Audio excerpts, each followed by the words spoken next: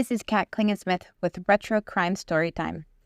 Tonight's episode is called Angry John and is the second part of our Widows of Wheeling, West Virginia series. In 1919, 37-year-old Margaret Clator shot and killed her husband John in Wheeling, West Virginia. Her excuse initially is that he was trying to kill her as she was committing suicide. I know, it sounds ridiculous, and it is. She said that as she was trying to kill herself, he caught her, was angry, tried to kill her, so she killed him in self-defense. Yet she was still acquitted. The prosecutor was Prosecutor McKee, and living in western Pennsylvania and the panhandle of West Virginia, a lot of things are named after the McKee family. They were a well-respected family, and the prosecutor McKee was running for office at the time. The case of Margaret Clator killing her husband looked like an easy death penalty case. Winning something so high profile would be excellent for his election. He also had everything he needed to win. He had character witnesses. He had evidence. He had something that we'll find out later is practically a confession. Most importantly, the press had already turned on Margaret Clator. They had assumed it was jealousy, and jealousy, there's a love triangle, there's a crazy lady, so this was going to be a cinch. Yet, Margaret Clator is very smart, and she made him look like a fool. Some background on the Clator family. John Clator and Margaret Smith were both born in West Virginia. By the time of the murder, they had already been married for 14 years, and they looked like a nice little family. They owned a store with a little post office, and John was the local postmaster. John's grandfather was also John Clator. He was a politician who moved from Maryland to West Virginia when it was still Virginia. He was so prominent in the area that the area Margaret and John Clator lived in was called Clator. So looking on census forms, their address doesn't have any street names, no house numbers, it just says Clator. And he was the postmaster of Clator. To this very day, the Clator neighborhood is still there. Margaret's family had more humble origins. Her father was an Irish iron worker who moved to the area from New York to escape some of the extreme racism at the time against the Irish population, who had been coming in droves because of the potato famine. When they decided to marry, John's family was against it because they didn't think Margaret was good enough. Likewise, her family was against it because they thought that John was just a bad person. And the more you find out about John, we start seeing that they were onto something. For the first 5 years of their marriage, Margaret didn't really have any complaints. John was affectionate. He didn't drink too much. When she was pregnant with her first child, things changed. We joked that the woman gets hormonal when she's pregnant, but he became crazy. He began drinking more and showing his dark side. He was one of those Jekyll Hyde alcoholics. As prominent as his family was, his mother was not the classiest woman. She referred to Margaret as a red-haired hussy, which, not only degrades her as a woman, but also as an Irish woman. When Margaret was close to her due date, John got drunk and tried to drown her. After giving birth, he was so angry that she had a doctor tending to her that he stormed out to go on a bender for several days. He ended up falling in love with baby Helen, and he was a good father at times. She got pregnant right away after that, and with the next child, she got a nurse because the baby became very sick. John was angry about her having a nurse too and refused to let Margaret eat. Her toddler Helen, who was also sick at the time, snuck her mom bread. Margaret tried to explain to John that she was just following the doctor's orders, and when he wouldn't listen, she locked the door to the bedroom to protect herself and her sick baby. John broke it down, and he beat her. As the baby's illness worsened, John continued his pattern of going out to drink for an indefinite amount of time, then coming home and beating his wife. When it was time to say goodbye to the baby, John's father and sister came over, but John was out drinking and nowhere to be found. The next day, Margaret went to the cemetery alone. When she returned, John was back home waiting for her and still drunk. Right away, Margaret got pregnant again. As the nurse was preparing her room to give birth, John got angry and threw Margaret against the banister in the hallway. When she was able to get back in the room, the nurse, because nurses are tough, locked the door, and this time John was unable to break it down. After the baby was born, they named him Burchard, and they wanted to start fresh as a family. They moved to Texas, where John's parents were currently living and developing properties. When they moved there, John's mother continued her naughtiness and berated Margaret nonstop for her parenting skills. So the mother-in-law from hell. John grew to side with his mom and started seeing his wife as an unnecessary expense. She and the children were told to leave. To support herself and the children, Margaret was supposed to collect rent from the properties that John's families owned, but John's mother had already told the renters not to pay her. Margaret and the kids lived on nearly nothing until John returned. Since Margaret's parents had warned her against him, since marrying him, they had grown increasingly distant, but she was still close to her siblings. When her brother went off to fight in the Great War, Margaret sent him off with a small gift. It was a fork, a knife, and a spoon in a little sack. When she returned, John was furious that she had gone to say goodbye to her brother. Margaret said she had to give him a present. With inflation today, it was probably about $30. When John found that out, he accused her of spending all of his money. When she protested, he slapped her until her face bled. She didn't want the neighbors to know, but she did tell John's sister, and John's sister later in court denied that John had ever abused his wife. She also told the new girl working at the store. Margaret got pregnant again, and John wanted to go back to Texas, but she protested and got her way. They had already had a store that they were managing, and it was a good income for her. He was angry that she didn't want to go and asked if all she was going to do was have babies, as if he had nothing to do with this. The night before she gave birth, he had gone out drinking and didn't return until 4 p.m. the next day. When the baby was born at 7 p.m., John was so drunk and passed out he couldn't even be woken up to hear that he had a new child. After Margaret spent 3 days in bed recuperating from childbirth, John demanded that she get up. Now, back in 1919, it was considered cruel to make a woman who is 3 days postpartum get up. However, in 2023, insurance feels that 3 days is good enough. Get out of the hospital, drive yourself home. Right after baby Jean was born, Margaret was pregnant immediately. This time she was afraid to tell John and hid her sickness from him. When he found out, he didn't talk to her for months. In my opinion, having him as a husband, I'd be very grateful for that. After giving birth to the baby, which they named Paul, John, of course, beat her yet again. Baby Paul didn't survive.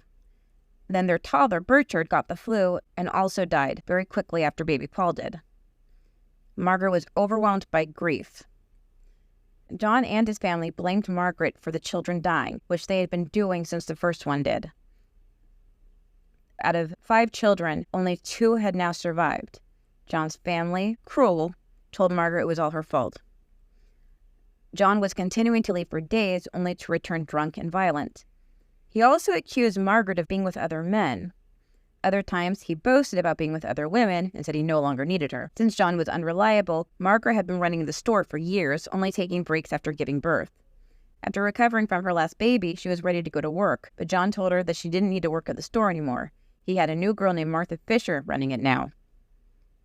Margaret was surprised, and the mornings after that, she would walk down and, out of curiosity, peek in the window, see the new girl, would also see John next to her, passed out drunk. John spoke about Martha Fisher often and called out her name in his sleep. Margaret tried to make the best of it. Soon, she realized that Martha wasn't just running the store, Martha was running John too. When John was sick, he wouldn't take medicine for Margaret, only for Martha. When he injured his foot and he needed it dressed, he refused to let Margaret help. Only Martha was allowed to. One day, Margaret and little Jean went to the store looking for John, and Martha told her that John was out. John was behind the counter next to her drunk. Margaret said that all they can do at this point to stop him from drinking is to call John's uncle, who works in law enforcement, and have the place raided by prohibition agents. Martha replied, "He don't drink here, the whiskey ain't here." Margaret tried to grab the phone anyway, and John became alert and came at her like he was going to strangle her. He threatened to clean out her works, which I guess means to clean someone's clock. Martha stopped him by saying, "You won't hit her here." Then she turned to Margaret and said, "You ought to be glad that I have control over him." Martha's uncle walked in then, and Martha told him that Margaret blames her for John's drinking. John began swearing at Margaret, and the uncle asked him to stop using that language. Martha went up to John and asked, "For my sake, John, please don't stay anymore." John obliged after telling them that Margaret doesn't perform her wifely duties. "I beg to differ because someone has been getting her pregnant all these times." During a later confrontation, Martha asked Margaret why she doesn't leave his house and bragged that she was going to turn John Catholic. Margaret, who was Irish Protestant, said that she was okay with that. She had let her best friend baptize one of her babies in the Catholic Church. Martha assured Margaret that she would never set foot in her house, and Margaret replied that she wouldn't let her anyway. Margaret insulted her by saying that Martha was her father's daughter. Martha replied rhetorically, "What did you come from?" I wondered what this meant, and out of curiosity, looked into who Martha's father was. He was a Democrat politician and an engineer for the energy company. Martha's father was an iron worker, as we know, so I'm guessing maybe because he was a Democrat and they were in an area where the Republican Party had been dominant for a long time. That's the only thing I can think of. Their next confrontation was even uglier. Martha threatened to put Margaret in an asylum and take her children. Then she made fun of Margaret for not having any teeth. Margaret didn't have enough money yet for dentures. John, who was standing there the whole time listening to this, told Margaret to shut up. Instead, Martha said to John, "For your sake, I'll shut up." Then she left while insulting Margaret for feeding her kids cheese sandwiches. I guess in 1919, cheese sandwiches were a horrible thing to feed children. I'm glad Martha never met me. I think I offered my children a Pop-Tart for dinner tonight. A Pop-Tart and a cheese sandwich, of course. Meanwhile, Margaret was still recovering from the loss of her children. John's family continued to accuse her of killing them, even though John had sat in a chair next to them, drunk and passed out as the kids were dying. Then, seemingly out of the blue, John sold the store to his sister, Ella. Ella had the money because she was a middle-aged music teacher who always lived with her parents, so no kids, no rent. John's plan was to move to Texas with Martha and start a new life. Margaret was furious because the store was their entire income. She had to feed her children. She went to an attorney and asked if John could sell their business without asking her. The attorney said yes, he could. Margaret asked if she could get a divorce. The attorney said no, she couldn't. In court, she admitted that she only threatened divorce to get John's attention, but he knew that she would never leave him. After selling the store, John began acting oddly. He would get drunk and call Margaret Martha and ask why she didn't change her name to Martha. One night, as he was falling asleep, he assured Margaret that Martha was a nice girl and asked her not to be mad at her because he loved them both. Then he whispered to her that Martha had lawyers at her house and they were going to put Margaret in an asylum. After that, every time John said something cruel, he whispered it. Margaret began wondering if the house was wired. Because I'm me, I looked into the history of wiretapping, and by 1919, law enforcement had been using it since the 1890s.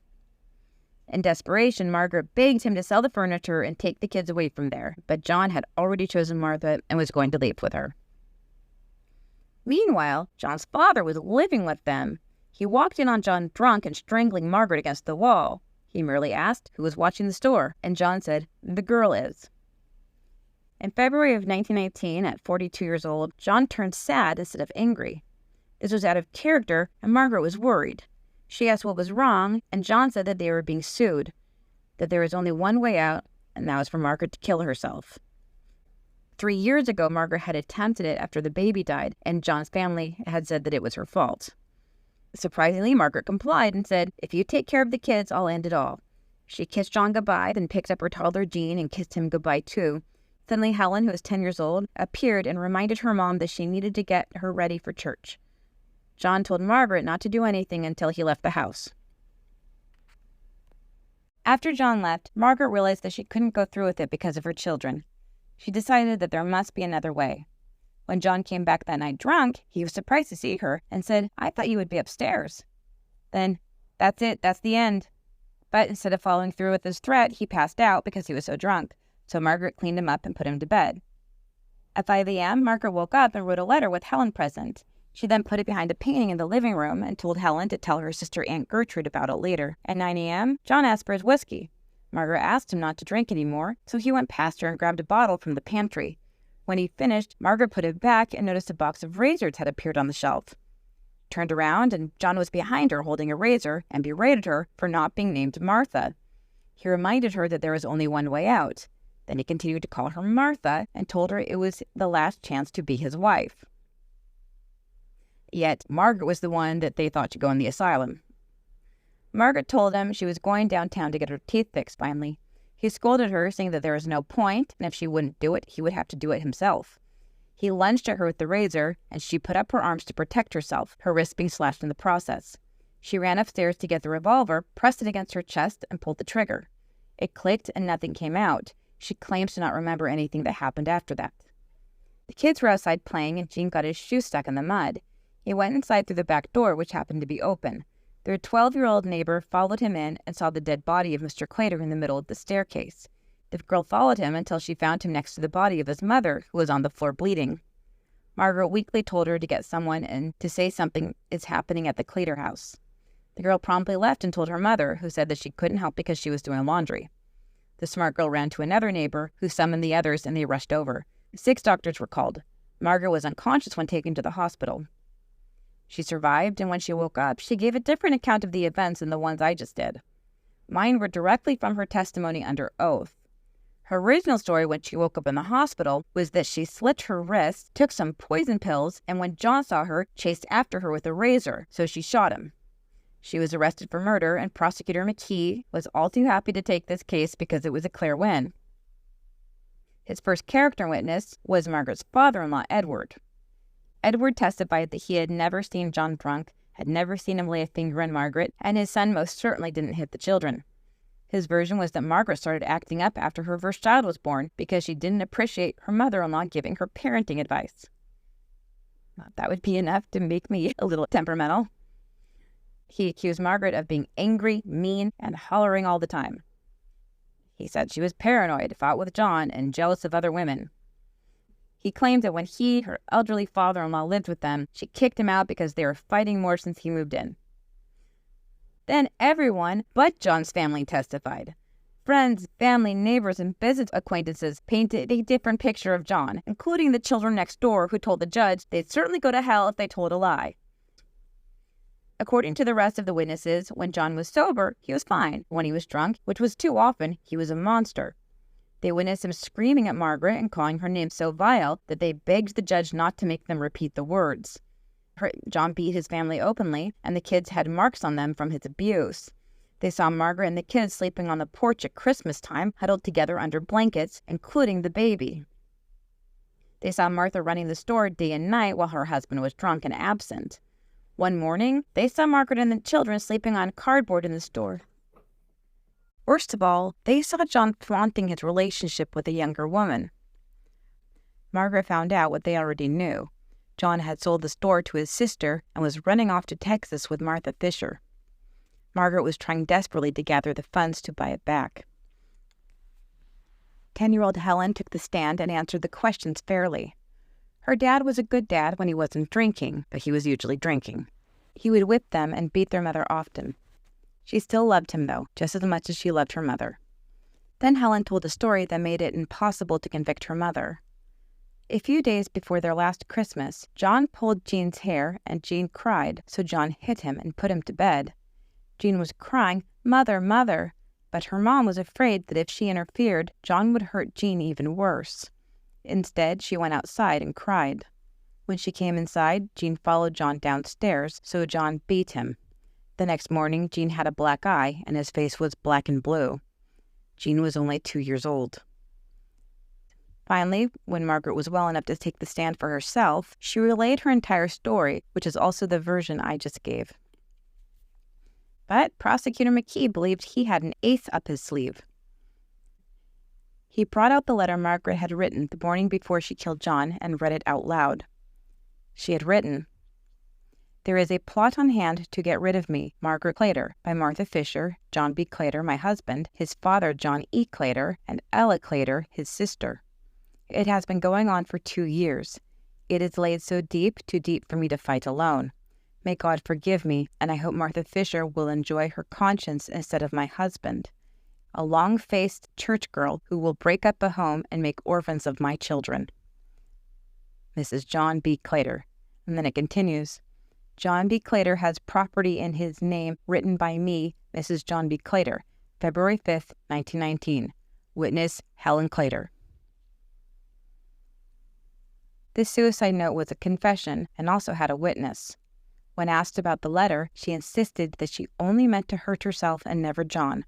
When questioned about contradictory things she said, she conveniently couldn't remember. As Prosecutor McKee demanded to know over and over who shot John Clator, Margaret remained silent. The courtroom became too intense, and women began fainting.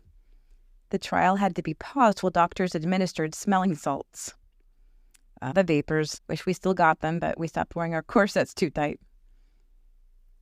The jury was out for 35 minutes and acquitted her on grounds of temporary insanity. Since Margaret was considered sane again, she was free to go. McKee had overlooked something that made it impossible to hang her. John Clator had beaten up a baby, and the eyewitness testifying under oath was the baby's 10-year-old church-going sister who feared eternal damnation if she died. He was a bit overconfident when he took this case, thinking it was going to be an easy one. Margaret Clator and her mother reconciled, and she brought Jean and Helen to live with her. Her moment of insanity had given her freedom instead of the asylum that John and Martha had threatened. When Helen pursued higher education, they moved to the campus of the Women's Academy, which is now Wheeling College. Margaret died from tuberculosis in 1932 at 50 years old. Jean fought in World War II and had a career as a claim adjuster. He married a woman also named Margaret, and they had 5 children. Helen moved to Eugene, Oregon, go Ducks, and lived until 82, never marrying or having children, and with her background, I can't blame her. Martha Fisher lived at her parents' house until her mom died, and she moved in with her father, older sister, and nieces and nephews. She died in 1933 at 43 years old, also never marrying or having children.